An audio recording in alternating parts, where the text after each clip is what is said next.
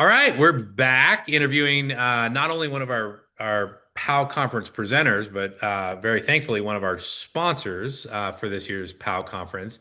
This is Tory Krone from Practice Vital. She runs the place. She helped start it. I love what Tory has done. There was an obsession with dashboards across the industry a few years ago. Everybody was making their own.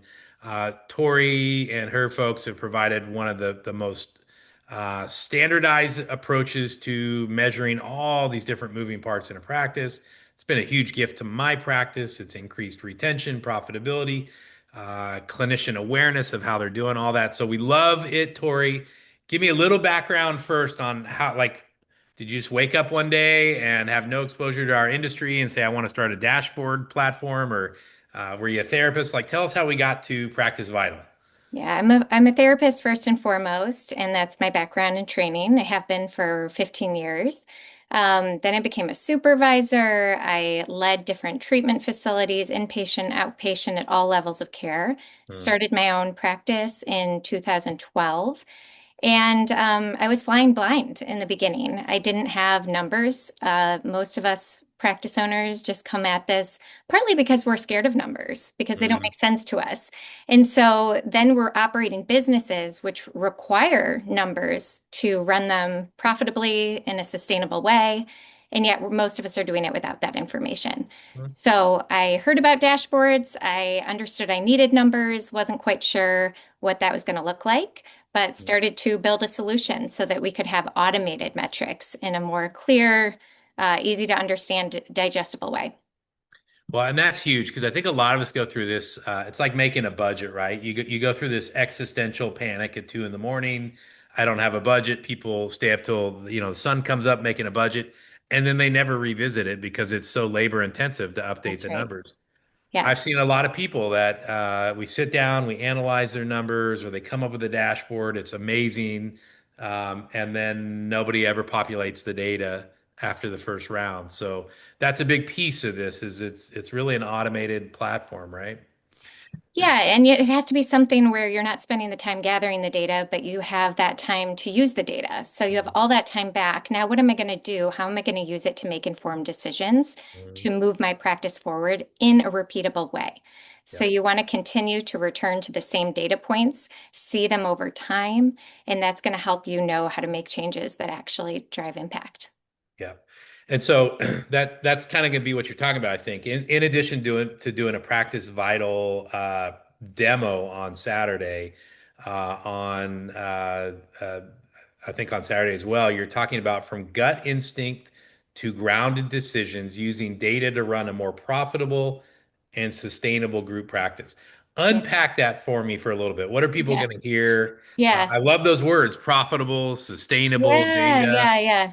Well, let me just start with what I start my presentation with, and that is when you made a decision around somebody's raise in the recent past, what was that decision made on? Mhm. What went into that decision? And the first thing I think is gut instinct, good vibes. Like I like the clinician, or it's who Mhm. barked the loudest, right? Who just kind of Mhm. wore you down, or who do you just kind of like and you want to keep them around? Mhm. I rarely hear that it's rooted in what our average reimbursement rate is across payers, and how that's changed over time, and who has a strong retention rate, who's actually Mhm. keeping their clients, not just, having a revolving door of clients. Mhm. So we need a lot of data points to make informed decisions. And Yeah. that's really what the whole talk is about, different types of decisions that we can make with data. Well, and I'll expand that word informed for a second. As a practice coach, I see so many reactive decisions, and when you talk about the person that barked the loudest, it Right? is amazing now that we have Practice Vital that this person who just said they're resigning and they're making a bit of a stink about it, and they've got this story in their head about our practice. When I Yeah. go in and look, and my first instinct is, oh my gosh, we don't pay people enough. I'm running a horrible practice. And Yes. I go in and look, and this departing clinician has the worst retention of any of them. I'm like, I just Okay. went from panic mode to thanks for doing the hard part for me, which is Yes. finding you another job. So I think the Yeah. data lowers that reactive decision making where we just throw money or time or expansion even at a problem. 100%. 100%. The people that I was paying the most might have come in because they had a high experience level. Mhm. I start them at the highest, and then I realize that person is actually canceling on their clients all the time, and their retention is dropped because of it. So now I have to course correct rather than starting at a baseline, which just makes sense, and then adding on as I see that the clinician has proved themselves. So help me navigate this one. We're in an industry right now where at a clinical level, people celebrate evidence-based practices. Yay, Yeah. EMDR, evidence-based, all that kind of stuff. Yeah. And yet, when a lot of practices start introducing essentially evidence-based approaches to how are my clinicians doing, then everybody starts screaming agency, toxic, you've gone corporate, Yeah. therapy's an art form, you can't measure it. Hmm. How are you encouraging people to bridge the gap with clinicians, frontline clinicians, and Yeah. have them not be afraid of the numbers? Like Yeah. why should clinicians embrace this? Yeah, yeah. I think that because we all want to do a good job, presumably Mhm. we're here to help people. And we know from research, from anecdotally, that there's nothing in our lives that we can change in 3 hours and Mhm. have meaningful change, right? We don't learn an instrument, we don't learn a skill. We can't change our thoughts, feelings, trauma history, and relationship patterns in under 8 hours. It's just Yeah. not possible. So if we kind of start with that framework rather than here's the number, I always start with here's the value that we can align Mhm. on. And let's then talk about how we back into the number or how we use that number to actually drive meaningful change. Yeah, that's huge. Yeah, it's we were talking through this, Wade and I, Wade, of course, my Yeah, chief clinical officer. best. And we want to measure client outcomes. We've done all these surveys over the years, and the clients just don't fill them out, right? Sure. And then, by the way, the ones that you charge the no-show fee to, those are the only ones that write Google Yeah, the reviews. Google So, review. you got a Yeah, one-star practice where everybody yeah, seems happy except the people that write reviews. So, yes. one of the places we keep coming back to is, like it or not, things like retention numbers.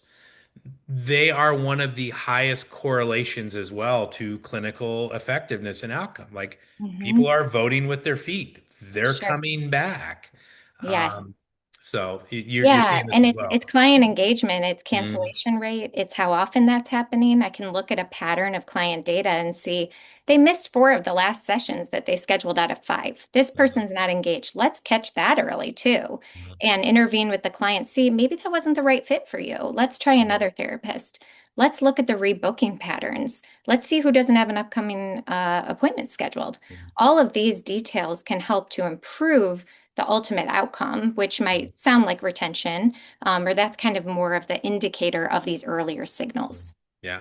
Well, and I love it too because I think there's probably really high value clinicians as far as outcomes where they have some things going on like that hide the actual value, right? And it's we're assigning them the wrong clients, or by Yes. the way, they get all the discharges from the local inpatient hospital, and that's a Hmm. super high cancellation rate. Sure. So being able to see this nuanced, we can actually Mhm. separate out and reassure clinicians you're actually Yeah. a better clinician than your cancellation rate Yeah. would Yeah. indicate. So. Yeah, we just talked to somebody who said that they're couples. They found out couples Mhm. were not staying with them. And Mhm. so we reassessed, is this a population that you still want to work with? We could Mhm. either provide more training or we can just continue with individuals. They Yeah. decided on individuals. That made all the difference in their retention rate. And Yeah. then we're not losing those clients. So Well, it's isn't that wild? smarter decision making, right? Yeah. Working hard and not harder, smarter. Would you want to know? I would, right? Would you want to know that even though you call yourself a couples therapist, couples aren't sticking, but middle-aged truckers from the Midwest Yeah, can't get enough of you? Okay, right. well, give me more of those, right? Yeah, yeah, So, exactly. I love it. Yeah, Well, there hopefully people will come see you, but if they don't, yeah, aside from Practice Vital, which I highly recommend for all practices, if yeah. somebody's like, okay, it's time, I got to start looking at the data. Hmm. What piece of data? I mean, what was the, or maybe what is for you the centerpiece of data in Yeah. Practice Vital that even if people aren't using it, you need to be looking at this number above all else. What's your gold standard number? Yeah. I think one of the main reasons that it even came to be was just the challenges I had getting data out of the EHR and then Mm, customizing it. So I would export an appointments sheet and have to assign a different value for each session code, whether it's a group or a half-hour session. And that was just time consuming. So that was the first thing I wanted to take care of, and why that was at our simplest point. That's what Practice Vital was in the beginning. So I would say for anyone, just having an easy way to do that, to Mhm. analyze utilization, sessions completed by therapist in any time frame, and then that rolling average. So we Mhm. don't want to wait till the end of a quarter and provide session counts to each therapist, and then they think, oh man, I missed the mark, and now, it's too late. Or Yeah. now I have a performance improvement plan. Let's show them that average day to day, week to week, so they know how they're tracking over time. That would be the first It's way. empowered instead of gotcha, you know. Yeah, yeah, exactly. Yeah, Mhm. team-wide accountability. So it's not all falling on the supervisors or leadership. It's really we're all working on this together. That would be the first one. So you're doing a demo for us of the actual platform at Yeah. PAL conference, but if somebody can't make it to that, what's the easiest way to connect with somebody at Practice Vital, get a demo, hear about costs and Yeah. benefits and all that kind of stuff? Yeah, definitely visit our website. We've got a ton of demo videos. We also just have great resources for anyone, whether or not they use Practice Vital.